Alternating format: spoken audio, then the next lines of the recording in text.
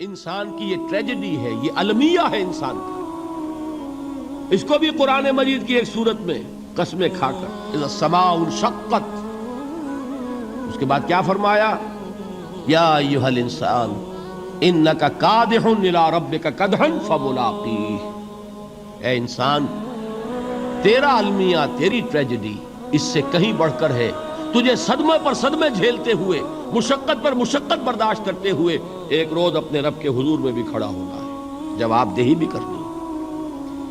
اس دن کے حساب سے، اس دن کے احساس سے جو بڑے بڑے ہماری امت کے عظیم جو گلے سرسبد ہیں، ان کا یہ حال آپ نے پڑھا ہوگا. حضرت ابوبکر صدیق رضی اللہ تعالی عنہ وہ ایک عجیب کیف کے عالم میں فرمایا کرتے تھے، کاش میں درختوں پر چہچہاتی ہوئی چڑیا ہوتا جس سے حساب کتاب نہیں ہوگا. کاش کہ میں گھاس کا تنکا ہوتا جو آج ہے اور کل آگ میں جلا دیا جاتا ہے، ختم ہو جاتا، اس سے محاسبہ کوئی نہیں. وہ جس کے احساس سے کہ حضرت عمر جو ہے اپنے انتقال کے وقت سخت بے چین تھے. ان کے بیٹے حضرت عبداللہ ابن عمر رضی اللہ تعالی عنہما نے ان کا سر جو ہے وہ اپنے زانوں پر رکھ لیا تو کہا نیچے ڈال دو. ایک عجیب بے کلی اور بے چینی. انہوں نے کہا ابا جان آپ کیوں پریشان ہیں؟ آپ تو عشرہ مبشرہ میں سے ہیں، آپ کو تو اللہ تعالیٰ نے جنت کی بشارت حضور کے ذریعے سے اس دنیا میں دی. حضرت عمر فرماتے ہیں کہ خدا کی قسم اگر قیامت کے دن عمر برابر سرابر پر چھوٹ گیا تو بہت بڑی کامیابی تصور کریں. یہ احساس جن کو ہوتا ہے. حضرت علی کا حال کیا ہوتا ہے؟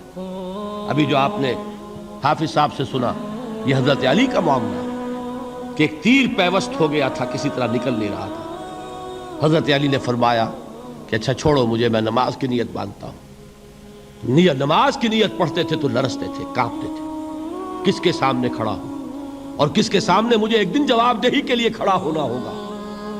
لن تزولا قدم ابن آدم، حضور نے خبر دی ہے ابن آدم کے قدم ہل نہیں سکیں گے.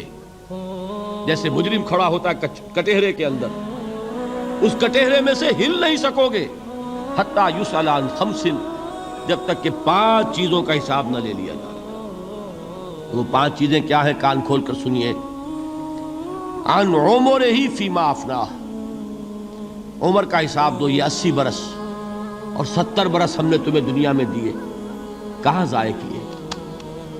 وعن شبابہ فیما ابلاہ، اور خاص طور پر جوانی کا دور، امنگوں کے دن، ولولے ہوتے ہیں، قوت ہوتی ہے، توانائی ہوتی ہے، آدمی چلتے ہوئے زمین پر پاؤں مارتا ہے، قوت جو ہے وہ اپنا اظہار چاہتی ہے. یہ جوانی کہاں گلائی؟ حساب دو، ایک ایک لمحے کا حساب دو. وَعَن مَالِهِ مِنْ أَيْنَ اكْتَسَبَهُ وَفِيمَا أَنفَقَهُ، ایک ایک پائی کا حساب دو. مال کا کہاں سے کمایا تھا، حلال سے کہ حرام سے، اور کہاں خرچ کیا تھا، گل چھروں میں، عیاشیوں میں، یا نیکی کے کاموں میں، ادائے حقوق میں، اللہ کے دین کے لیے. 4 سوال ہو گئے. 2 زندگی کے بارے میں، ایک زندگی پوری بحیثیت مجموعی کہاں کس کام میں لگائی، اور خاص طور پر شباب کا دور کہاں لگایا. 2 سوال مال کے بارے میں، کمایا کہاں سے، حلال سے کہ حرام سے، جائز سے کہ ناجائز سے، خرچ کہاں کیا. اور آخری سوال وعما عمل فیما علم، جو علم حاصل کیا تھا اس میں عمل کتنا کیا. علم کے انبار لگاتے چلے گئے اور عمل کے آغاز کی بھی نوبت نہ آئی. یہ علم جو ہے یہ اس روز سب سے بڑا وبال بن جائے گا. انسان اتنا علم اور عمل کچھ نہیں، بجائے کہ کریڈٹ کا ذریعہ بنے یہ الٹا ڈیبٹ کا کھاتا بن جائے. یہ جواب دہی کا احساس ہے کہ جس کی وجہ سے انسان کی ٹریجڈی جو ہے وہ دوہری ہے. کوئی حیوان اتنے بوجھ تلے نہیں. مشقت کی، محنت کی، اس زندگی میں ختم ہوئے، اس کے بعد کوئی محاسبہ نہیں.